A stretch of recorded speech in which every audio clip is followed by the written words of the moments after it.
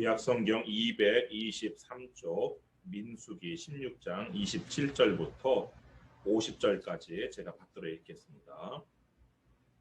무리가 고라와 다단과 아비람의 장막 사방을 떠나고 다단과 아비람은 그들의 처자와 유아들과 함께 나와서 자기 장막문에 선지라. 모세가 이르되 여호와께서 나를 보내사 이 모든 일을 행하게 하신 것이요 나의 임으로 함이 아닌 줄을 이 일로 말미암아 알리라.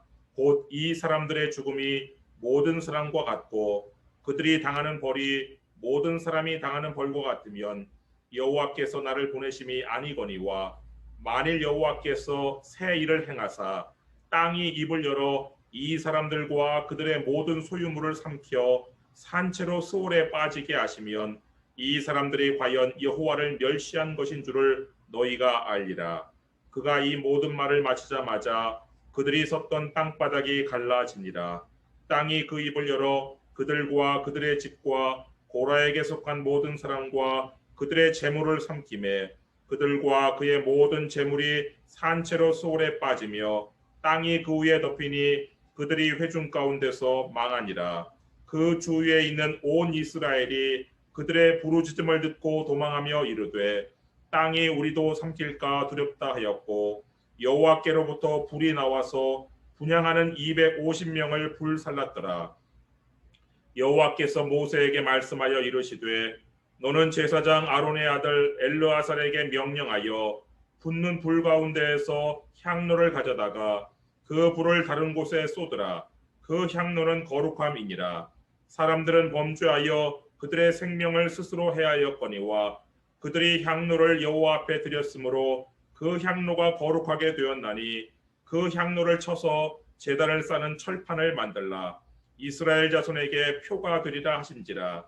제사장 엘르아살이 불탄 자들이 드렸던 놋 향로를 가져다가 쳐서 제단을 싸서 이스라엘 자손의 기념물이 되게 하였으니 이는 아론 자손이 아닌 다른 사람은 여호와 앞에 분향하러 가까이 오지 못하게 함이며 또 고라와 그의 무리와 같이 되지 않게 하기 위함이라. 여호와께서 모세를 시켜 그에게 명령하신 대로 하였더라. 이튿날 이스라엘 자손의 온 회중이 모세와 아론을 원망하여 이르되 너희가 여호와의 백성을 죽였도다 하고 회중이 모여 모세와 아론을 칠 때에 회막을 바라본즉 구름이 회막을 덮었고 여호와의 영광이 나타났더라. 모세와 아론이 회막 앞에 이르매 여호와께서 모세에게 말씀하여 이르시되 너희는 이 회중에게서 떠나라. 내가 순식간에 그들을 멸하려 하노라 하시매 그 두 사람이 엎드리니라. 이에 모세가 아론에게 이르되 너는 향로를 가져다가 제단의 불을 그것에 담고 그 위에 향을 피워 가지고 급히 회중에게로 가서 그들을 위하여 속죄하라. 여호와께서 진노하셨으므로 연병이 시작되었음이니라. 아론이 모세의 명령을 따라 향로를 가지고 회중에게로 달려간즉 백성 중에 연병이 시작되었는지라. 이에 백성을 위하여 속죄하고 죽은 자와 산 자 사이에 섰을 때에 연병이 그치니라. 고라의 일로 죽은 자 외에 연병에 죽은 자가 14,700명이었더라. 연병이 그침에 아론이 회막문 모세에게로 돌아오니라. 아멘. 조선시대의 임금은 그 신하를 선발하기 위해서 과거 시험을 시행했어요. 조선시대 과거 시험은 보통 3년에 한 번 치러지는데 그 과거 시험을 치르기 위해서 조선 팔도에서 수만 명의 사람들이 한양으로 몰려들었어요.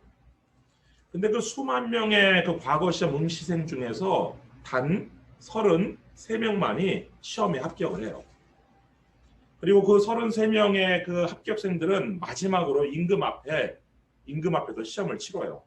그래서 그 임금님이 점수를 주는 대로 이제 1등 장원급제에서부터 꼴등 33등까지 이렇게 쭉 나오는데 그 1등 장원급제자한테는 보통 그 과거 시험에 합격한 사람들은 종 9품부터 시작을 해요.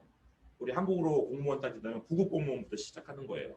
근데 1등 그 장원급제자는 어디부터 시작하냐면은 종 6품부터 시작하는 거예요. 그러니까 다른 사람들 똑같이 과거 시험 똑같이 본 사람들 중에서 딴 사람들은 9급 공무원부터 시작하면 이 장원급제자 임금이 선택한 그 한 사람은 6급 공무원으로부터 시작하는 거예요. 임금이 선택하는 사람이 뭐 장원급제자가 되는 거예요. 그 33명 중에서는. 오늘 민수기 16장과 17장에도 두 가지의 일종의 과거 시험이 나오는데 이 민수기 16장에는요 향로 시험이 나오고 민수기 17장에는 지팡이 시험이 나와요. 근데 이 향로 시험과 이 지팡이 시험의 목적은 동일해요. 뭐냐? 하나님께서 선택한 거룩한 사람을 뽑는 거였어요. 누가 거룩한 사람이냐? 어떤 지파가 거룩한 지파냐? 이 고라가 뭐라고 주장했어요? 그 민수기 16장 3절 말씀 보시면 그들이 모여서 모세와 아론을 거슬러 그들에게 이르되 너희가 군수에 지나도다. 회중이 다 각각 거룩하고 여호와께서도 그들 중에 계시거늘 너희가 어찌하여 여호와의 총에 의해 스스로 높이느냐. 회중이 다 각각 거룩하고 여호와께서도 그들 중에 계시거늘 이렇게 주장했던 이 고라의 주장이 맞다면 아마 그 향로 시험에 참여한 그 250명의 모든 사람들이 다 향로 시험에 합격해서 거룩한 자를 뽑힐 거예요.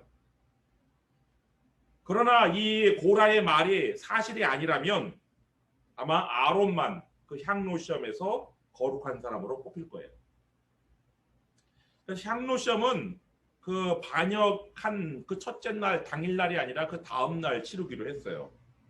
그리고 이 향로 시험 응시자들은 각자 집에서 준비해 올 것들이 두 가지가 있었어요.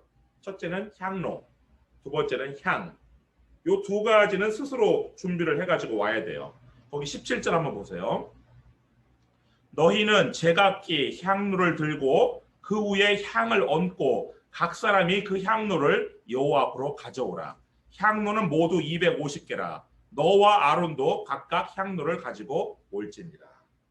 그러니까 이 향로 시험의 규칙은요. 불은 준비하면 안 돼요. 불은. 향로하고 향만 준비해야 돼요. 왜냐? 불은 하나님 앞에서 제단 위에 피는 그 제단 숯불을 담아야 되는 거예요. 거기에 16장 7절에 나와 있죠. 7절 말씀 보시면 내일 여호와 앞에서 그 향로에 불을 담고 그러니까 여호와 앞에서 불을 담아야 돼요. 그러니까 이건 여호와 앞에 있는 제단에 불을 담아야지 아무 불이나 담아서는 안 되는 거예요. 그 향로에 불을 담고 그 위에 향을 두라. 그때에 여호와께서 택하신 자는 거룩하게 되리라. 레위 자손들아 너희가 너무 분수에 지나치느니라. 만약에요 아무 불이나 담았다가는 어떻게 돼요? 아론의 두 아들 나답과 아비후처럼 죽는 거예요.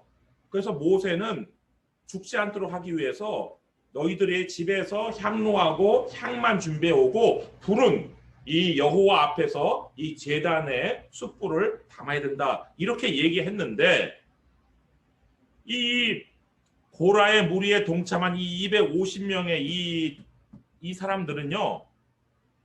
하나님의 법도 또 이 모세 지도자의 말도 무시를 했어요. 무시를 하고 18절 말씀 보시면 그들이 제각기 향로를 가져다가 불을 담고 향을 그 위에 얹고 모세와 아론과 더불어 회막문에 서니라. 이 사람들은요 각자 준비한 향로에 그러니까 그 전날 향로 시험 전날에 향로를 준비했겠죠. 노수로 향로를 만들어 준비했겠죠. 거기에다가 불을 담았어요. 아예 집에서 불을 담고 향까지 그 위에 얹어가지고 지금 이렇게 한 거예요. 아니 향로에 분명히 어제 향로에 향만 얹고 불은 하나님 앞에 있는 이 제단 숯불 이거를 담아야 된다라고 했는데 이 250명 전원이 그 시험 규칙을 어겼어요. 이들은 하나님의 규칙보다는 아마 고라가 이렇게 지시를 한 것 같아요. 회중이 다 각각 거룩하다라고 이 주장한 고라가 아마 에이 불도 다 각각 거룩하지 이렇게 주장을 했는지도 모르겠어요. 제단에 불이나 우리 텐트 안에 피워놓은 불이나 뭐 다 똑같지 동일하지 이러면서 아마 이 250명의 이 사람들한테 그냥 집에서부터 불 담아가지고 향 올려가지고 아예 향을 피우면서 회막 앞으로 성막 앞으로 가 이렇게 지시한 것 같아요. 왜냐하면 그렇지 않고서는 어떻게 250명 중에 단 한 사람도 모세의 말대로 향로에 향만 가지고 온 사람이 한 사람도 없냔 말이에요. 어떻게 250명 전원이 이렇게 일사불란하게 이렇게 다 불을 다 담아가지고 왔냔 말이에요. 이거는 누군가가 이렇게 지시를 하지 않았다면 이렇게 되지 않았겠죠. 안타깝게도 이 250명 전원이 한 사람도 하나님의 법을 존중하지 않았고 한 사람도 모세의 말을 듣지 않았어요.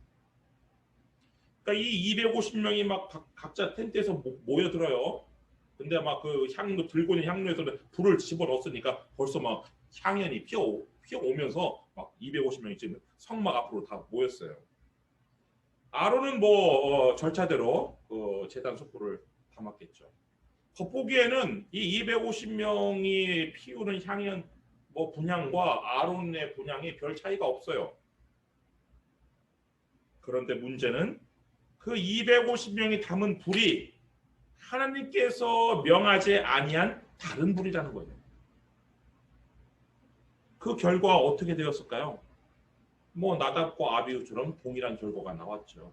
거기에 35절 말씀 보시면 여호와께로부터 불이 나와서 분향하는 250명을 불살랐더라. 이건요, 그 아론의 두 아들 나답과 아비후가 다른 불을 사용해서 분향했을 때의 결과 동일한 거예요. 하나님 앞에서 불 심판을 받은 거예요. 오직 하나님의 명대로 제단의 불로 분향한 아론만 살아남은 거예요. 한편 고라는요, 이 고라는 또 이 향로심에 응하지도 않았어요. 고라는 향로를 가지고 오라는 이 모세의 명령을 거역하고 혼자 향로시험을 거부했어요. 나머지 250명한테는 그냥 그렇게 하라고 해놓고 혼자는 쏙 빠졌어요. 대신에 고라는 어떤 짓을 했느냐? 19절 말씀 보시면 고라가 온 회중을 회막문에 모아놓고 그 두 사람을 대적하려 하며 여호와의 영광이 온 회중에게 나타나십니다. 그러니까 고라는요, 향로시험 거부하고 온 회중을 다 끌어모았어요. 다 끌어모아가지고 이 모세와 아론을 대적했어요. 이 회중들은 처음에는 그 250명의 지휘관들이 이끄는 25만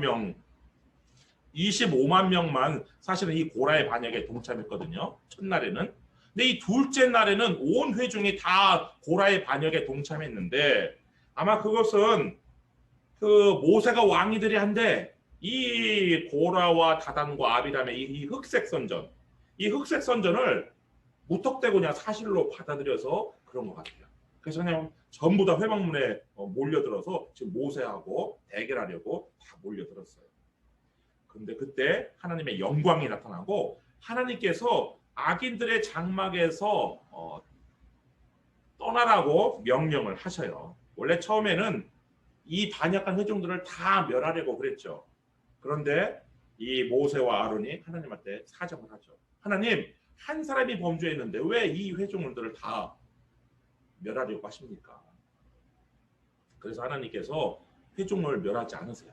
멸하지 않고 그 대신 회중들이 같이 망하지 않게 하려면 이 악인들의 장막에서 떠나도록 명령해라. 그래서 26절과 같이 모세가 회중한테 이렇게 말을 하죠. 모세가 회중에게 말하여 이르되 이 악인들의 장막에서 떠나고 그들의 물건은 아무것도 만지지 말라. 그들의 모든 죄 중에서 너희도 멸망할까 두려워하노라 하네. 근데 이 모세의 말에 좀 전까지만 모세를 대적하려고 모세와 대결하려고 했던 이 회중들이 다행히도 이 모세의 말에 순종을 해요. 27절 무리가 고라와 다단과 아비람의 장막 사방을 떠나고 다단과 아비람은 그들의 처자와 유아들과 함께 나와서 자기 장막문에 선지라. 이 다단과 아비람의 그 장막에서 사람들이 다 떠났는데 악인들의 장막에서 떠났는데 이 다단과 아비람의 부인들은 아내들은 자신의 그 어린 아이들을 데리고 떠나지 않았어요. 아마 이 부인들은 자기 남편하고 똑같이 그냥 이 반역에 동참을 했어요. 근데 나중에 나오지만 고라의 아내는 좀 달랐어요. 고라의 아내는 자기 아이들을 데리고 떠났어요. 근데 여하튼 이 다단과 아비람의 부인들은 이 하나님의 명령과 모세의 말에 따르지 않고 자기 남편의 그 반역에 끝까지 동참을 하죠. 모세가 왕이 되려 한데 그 말에 그 거짓 선전에 대해서 모세는 이렇게 하나님만이 왕이시고 나는 하나님의 종이다라는 것을 다시 한번 백성들한테 상기를 시켜요. 28절 말씀 보시면 모세가 이르되 여호와께서 나를 보내사 이 모든 일을 행하게 하신 것이요 나의 임의로 함이 아닌 줄을 이 일로 말미암아 알리라. 어떤 표징이 있을 거라고 지금 얘기해요. 그러면서 어떤 표징이냐? 29절 곧 이 사람들의 죽음이, 이 사람들은 그 악인들이에요. 고라, 다단, 아비람. 고라와 다단과 아비람의 죽음이 모든 사람과 같고 그들이 당하는 벌이 모든 사람이 당하는 벌과 같으면 여호와께서 나를 보내심이 아니거니와. 그러니까 그 악인들의 죽음이 그냥 보통 사람들 죽음처럼 그 악인들이 받는 벌이 그냥 보통 사람 받는 벌처럼 똑같으면 내가 지금 너희들한테 한 말이 거짓말이다.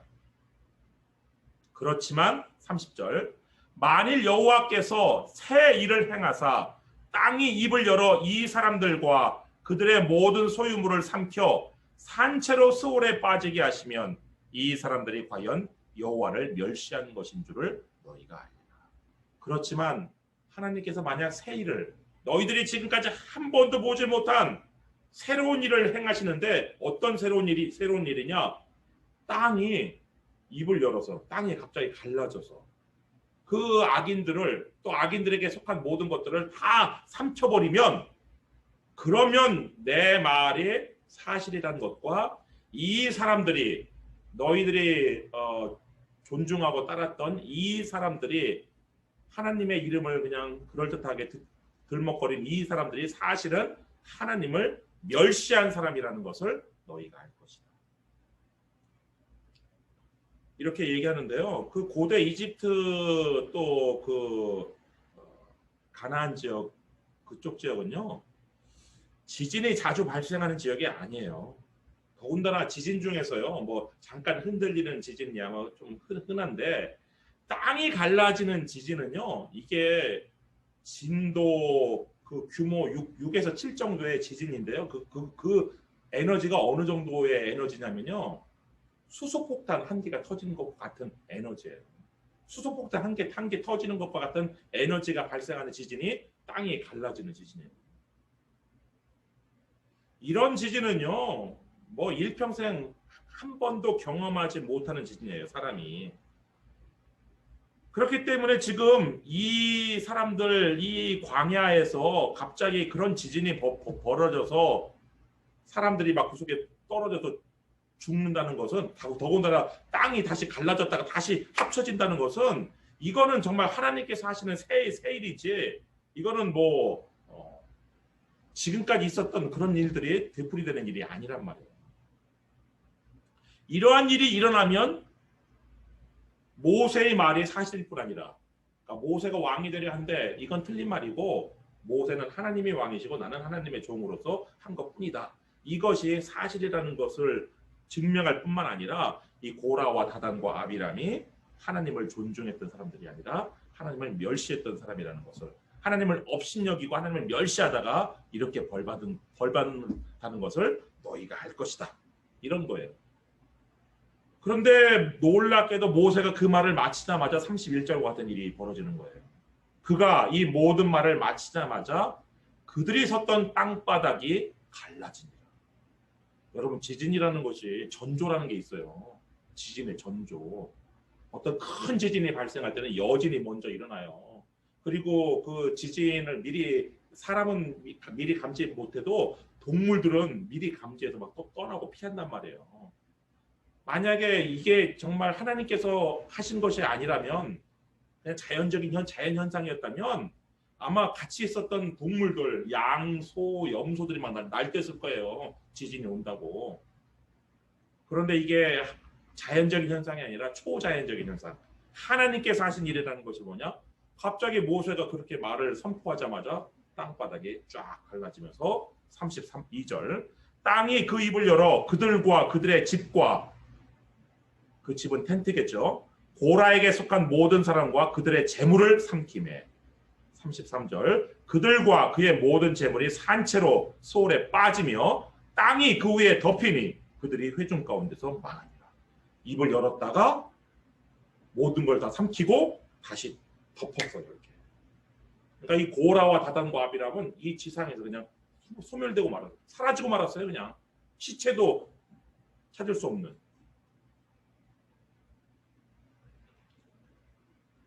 그런데 참 안타깝죠. 그 다단과 아비람의 그 아이들은 무슨 죄가 있어요. 그런데 이 다단과 아비람의 이 아이들은 그 다단과 아비람의 아내들이 하나님 앞에 순종하지 않아서 같이 이렇게 죽었는데요. 근데 고라의 아들들은 죽지 아니하고 살았어요. 민수기 26장 9절부터 11절 말씀 보시면요. 엘리압의 아들은 느무엘과 다단과 아비람이라. 이 다단과 아비람은 회중 가운데서 부름을 받은 자들이니 고라의 무리에 들어가서, 고라의 무리라는 표현이 앞으로 자주 나올 거예요. 고라의 무리. 고라의 무리에 들어가서 모세와 아론을 거슬러 여호와께 반역할 때에 땅이 그 입을 벌려서 그 무리와 고라를 삼킴에 그들이 죽었고 당시의 불이 250명을 삼켜 징표가 되게 하였으나 고라의 아들들은 죽지 아니하였다. 고라의 아들들은 살았어요. 왜 살았겠어요? 고라의 아내가 자기 남편이 반역하는 것에 동의하지 않고 하나님의 명령과 모세의 지시에 순종해서 떠난 거죠. 떠났기 때문에 살았죠. 이 고라의 아들들은 살긴 살았는데요. 아마 일평생 쟤네들이 고라의 아들들이야. 이런 손가락질을 받았을 거예요. 왜냐면 이 고라라는 이름 자체가 여러분 한국에서 아주 그 불명예스러운 이름이 누구예요? 네? 문세광? 아, 저희 박정희 대통령 저격한 사람. 한국 사람들 중에 한국에서 아주 불명예스러운 이름. 전두환. 저는 이완용이라고 생각해요. 그 매국노 이완용. 이완용의 자식이야. 저놈은 뭐 고개 못 들고 살죠. 돈은 많아도. 고라의 자식이라는 이 딱지는요. 이 고라의 아들들이 목숨을 건졌어도 참 이 공동체에서 살기 아주 힘든 그런 딱지예요. 왜냐하면 고라라는 이름이요. 아주 구약의 3대 악인 중에 한 명이에요. 신약에까지 수천 년이 지난 시절까지. 그런데요. 이 고라의 아들들은 그럼 되게 어떻게 살아요? 삐뚤어질 수 있잖아요. 아 그래? 그래 나는 어차피 그래 나 고라의 자식이야. 하고 막 일부러 막 공동체에서 막 삐뚤게 나갈 수도 있잖아요. 하나님 우리 아버지가 하나님께 반역했다고? 에이 나도 뭐 이렇게 삐뚤게 나갈 수도 있는데 고라의 아들들은 그렇게 살지 않았어요. 고라의 아들들은 자신에게 주어진 고라의 아들들도 레위 지파니까 그 레위인에게 주어진 자신들에게 주어진 그 작은 일에 충성을 다했어요. 그래서 이 성경 나중에 보면요, 이 고라의 아들들의 이름이 나와요. 고라의 증손자가 뭘 했다. 그 다음에 고라의 고손자가 뭘 했다. 그리고 그 후손들이 뭐 했다 이게 나오거든요. 근데 뭘 했냐? 고라의 증손자는 성전에서 문지기 했어요. 문지기. 고라 같으면은 뭐 만족하지 않겠죠. 문지기 역할에. 근데 고라의 증손자가 문지기를 했고 고라의 고손자는요 요리사였어요. 요리사. 하나님 앞에 드리는 음식이 있잖아요. 그 음식 요리하는 요리사였어요. 그런 작은 일에 작은 일에 감사하면서 충성한 그 고라의 그 자손들을 하나님께 어떻게 쓰셨냐면요. 나중에 성가대원으로 쓰셨어요. 성가대원으로 쓰셨을 뿐만 아니라 시편, 여러분들 시편 한번 잠깐 가보세요. 오늘 본문 접어두시고요. 시편 42편 한번 가보세요. 구약성경 832쪽 시편 42편. 거기 시편 42편 보면은 그 표제에 뭐라고 돼 있어요? 고라 자손의 마스길, 인도자를 따라 부르는 노래. 고라 자손이요. 이거를 썼대요. 이 마스길이라는 거 지혜라는 뜻인데 고라 자손이 이런 지혜시를 썼대요. 근데 42편 한 편만 썼어요. 43편, 44편에도 나와 있죠. 42편, 43편에 연결되는 시편이고요. 44편에도 고라 자손의 마스길. 44편만 그런 게 아니라 45편 더만 보세요. 뭐라고 돼 있어요? 고라 자손의 마스길, 사랑의 노래, 인도자를 따라 소사님에 맞춘 것. 46편에는 또 뭐라고 돼 있어요? 고라 자손의 시, 인도자를 따라 알라못에 맞춘 노래.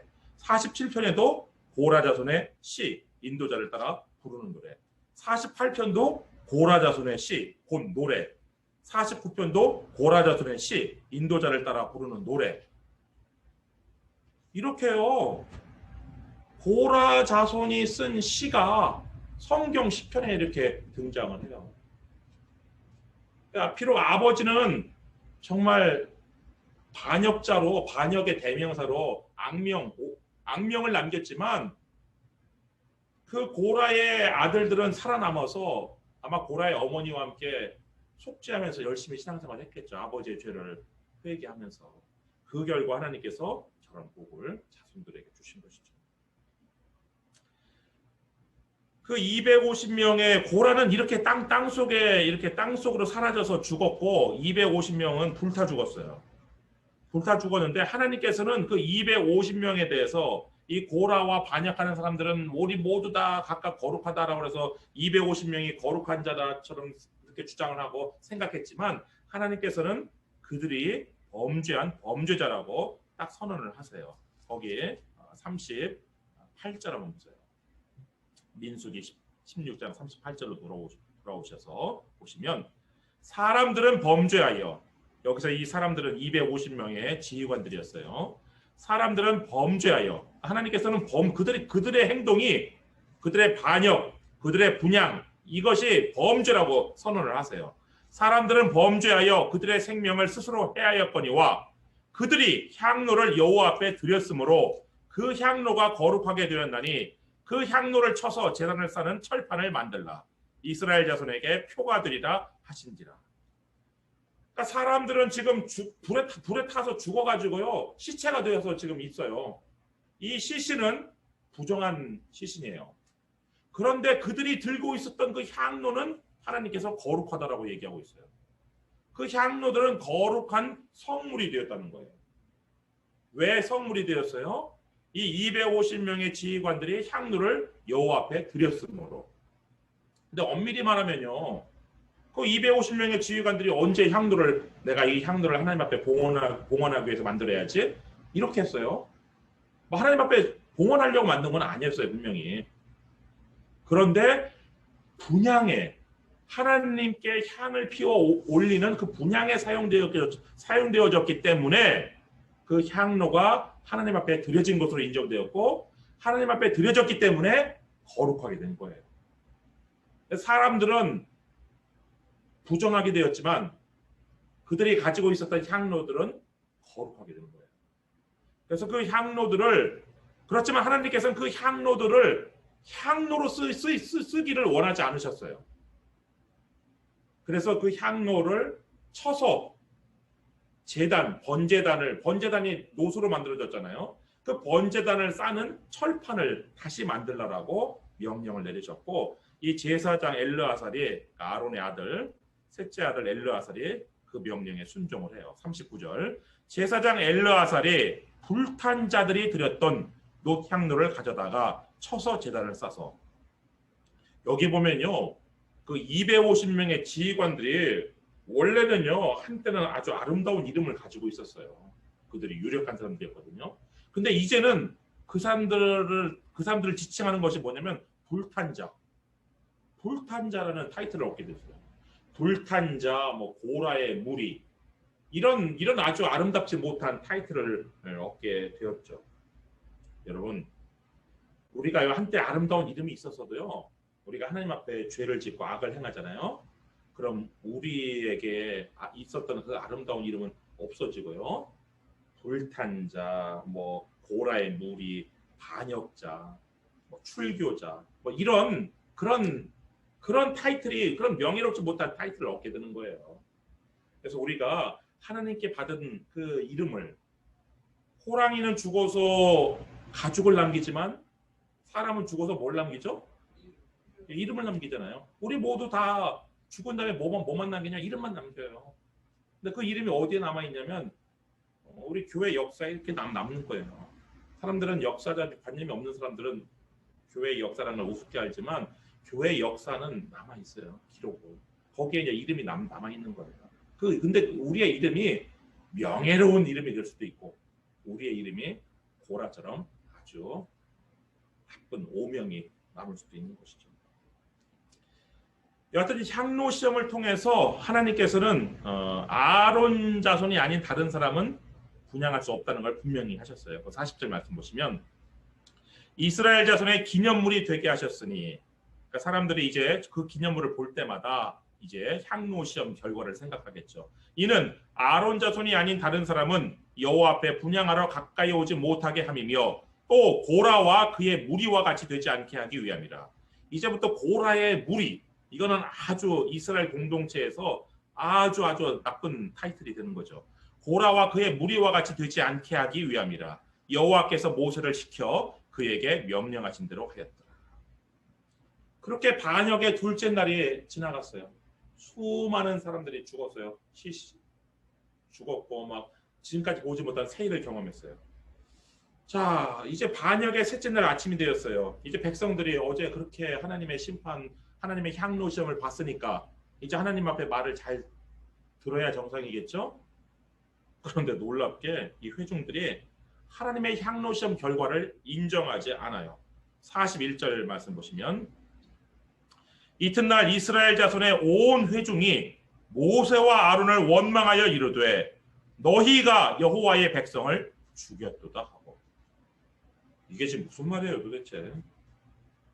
하나님께서 어제 향로 시험에서 분명히 모세와 아론이 하나님께 속하였고, 모세와 아론이 거룩한 자이고, 모세와 아론이 하나님께서 택하신 사람들이라고 분명히 다 명명백백하게 보여줬는데, 이스라엘 지금 이 회중들은 여전히 모세와 아론을 원망함으로 하나님을 원망해요.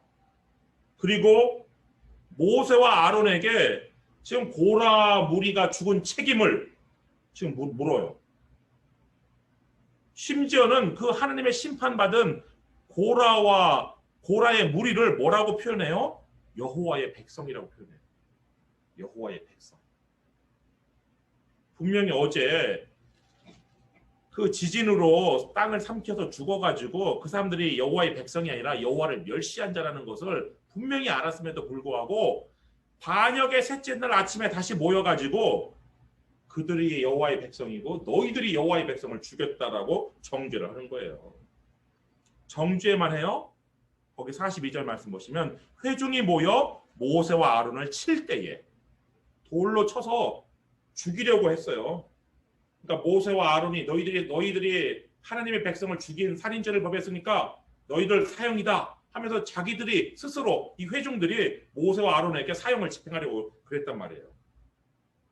그때 회막을 바라본즉 구름이 회막을 덮었고, 구름은 하나님의 임재를 상징하죠. 여호와의 영광이 나타났더라. 여호와의 영광은 불로 되게 나타나서 이게 사람들이 다 깜짝 놀라서 뒤로 자빠진다고 그랬잖아요. 그러니까 그 회중들이 모세와 아론을 돌로 칠 수가 없었어요. 하나님의 영광이 나타났기 때문에. 하나님께서요 너무나 화가 나셨어요. 자신들을 멸시하는 이 회중들을 그냥 지면에서 쓸어버리기를 결심을 했어요. 그래서 45절과 같이 모세와 아론에게 말을 해요. 너희는 이 회중에게서 떠나라. 내가 순식간에 그들을 멸하려 하노라 하시매 그 두 사람이 엎드리니라. 모세와 아론이 어제처럼 똑같이 하나님께서 다 이 회중을 순식간에 멸하려 한다고 했을 때 어제처럼 똑같이 엎드려서 하나님 앞에 기도를 해야 되는데 어제는 기도할 말이 있었어요. 하나님, 한 사람이 범죄했는데 하나님 이 회중을 다 죽이시려나니까 하나님 앞에 그렇게 어제는 이야기할 수 있었어요. 근데 오늘은 아무 말도 할 수가 없었어요. 왜냐하면 어제는 한 사람의 범죄라고 생각을 했는데 오늘 보니까 이 온 회중이 다 악인들이에요. 이 온 회중의 범죄예요. 아무 말도 할 수가 없었어요. 하나님의 그 심판을 막을 방법이 없었던 거예요. 그러자 하나님의 진노가 이 백성들한테 쫙 이제 퍼지기 시작하는데 뭘로 퍼지기 시작하느냐? 연병으로 퍼지기 시작해요. 전염병. 코로나19 같은 그런 전염병으로 이 무리들한테 이 회중들에게 하나님의 심판이 지금 번져나가고 있어요. 그러니까 이곳저곳에서 그냥 픽픽 쓰러져 나가는 거예요. 이곳저곳에서 시체가 막 쌓이기 시작하는 거예요. 하나님께서 순식간에 멸하려 하신다고 그랬기 때문에 이제 뭐 시간 문제예요. 이 60만 명의 이스라엘 이 모든 군대가 시체가 되는 건 이제 시간 문제예요. 이런 상황에서 모세는 뭘 어떻게 해야 될까요? 기도는 이제 소용없어요. 하나님 앞에 중보하는 기도는 소용없어요. 기도할 말이 없어요. 더 이상. 모세가 뭘 했냐면 아론에게 명령을 했어요. 46절 말씀 보시면 이에 모세가 아론에게 이르되 너는 향로를 가져다가 어제 향로 시험에 썼던 그 향로를 가져다가 제단의 불을 그것에 담고 그 위에 향을 피워가지고 급히 회중에게로 가서 그들을 위하여 속죄하라. 여호와께서 진노하셨으므로 연병이 시작되었습니다. 그러니까 온 회중의 죄를 속죄하기 위해서 분향을 하라고 아론에게 명령했어요. 근데 아론은요 피 없이 분향으로 속죄하라는 이 모세의 명령에 이의를 제기하지 않았어요. 지금까지 알고 있던 상식으로는요 희생 제물의 피를 가지고 속죄하는 거였어요. 근데 지금 제사를 드릴 시간적 여유나 뭐 환경이 안 되는 상황에서 분향으로 속죄를 하라는 이 모세의 명령이 좀 이해가 안 됐을 수도 있지만 거기에 이의를 제기하지 않고 그대로 즉시 순종을 해요. 47절 아론이 모세의 명령을 따라 향로를 가지고 회중에게로 달려간즉 백성 중에 연병이 시작되었는지라 이에 백성을 위하여 속죄하고 아론의 나이가 80대예요. 근데 얼마나 지금 상황이 긴박한지 그 향로가 뭐 무거웠는지 어느 정도 됐는지는 모르겠지만 그 향로를 들고 달려갔어요. 뛰어갔어요. 그리고 속죄를 했어요. 아마 이게 보편적인 것은 아닐 거예요. 이게 아주 특별한 케이스였기 때문에 이 분향으로 속죄가 되었는데 하나님 앞에서 이 백성들의 죄를 속죄하기 위해서 그 향이 아주 향기롭고 감미로운 그런 분향으로 하나님 앞에 올려드렸어요. 노아가요 대홍수 후에 처음 하나님 앞에 그 제사를 드릴 때요 하나님께서 그 제물이 불타오르는 향기를 맡으시고 하나님께서 스스로 결심을 하신 것이 있어요. 그것이 바로 뭐냐? 사람들이라는 것이 어렸을 때부터 그 생각하는 것이 악하고 어렸을 때부터 계획이 악한 존재들이지. 그래, 내가 그들의 그 악한 것을 내가 그냥 인정하고 내가 다시는 물로 심판을 하지 아니하리라. 이런 적이 있었거든요. 이 아론의 이 분향도 아마 하나님 앞에 그런 백성들의 속죄를 위해서 한 그 분향이 하나님 앞에 그런 어떤 영향을 주었던 것 같아요. 48절 말씀 보면은 죽은 자와 산 자 사이에 섰을 때에 연병이 그칩니다.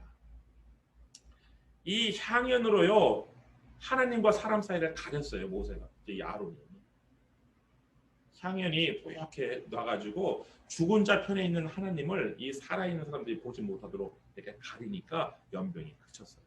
이런 것은 이 아론이 대속죄일에 1년에 한 번 그 지성소에 들어가는 날에 하는 일이기도 해요. 아론이 지성소에 들어갔을 때 가장 먼저 뭐 피를 가지고 속죄하는 거 그거는 두 번째고, 가장 먼저 해야 되는 것이 뭐냐? 향료를 가지고 향연을 피워 가지고 자기가 그 하나님께서 계신 그 속죄소 법궤를 보지 않도록 향기로 이 연기로 가리는 것이 먼저 하는 일이에요. 그 다음에 이제 피를 가지고 이제 뿌리는 거거든요. 아마 그래서 이 아론이 죽은 자와 산 자 사이에 서서 그 향연을 연기를 가지고 하나님과 사람 사이를 가렸을 때 연병이 그쳤어요. 그렇지만 벌써 그 순식간에 죽은 사람이 14,700명이었어요. 49절 말씀 보시면 고라의 일로 죽은 자 외에 연병에 죽은 자가 14,700명이었다.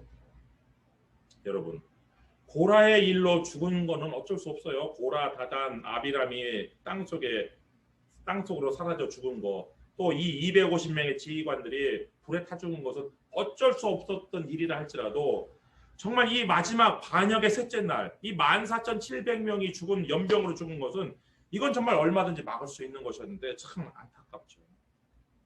여러분, 그래서 우리가 하나님을 멸시하지 마시고요.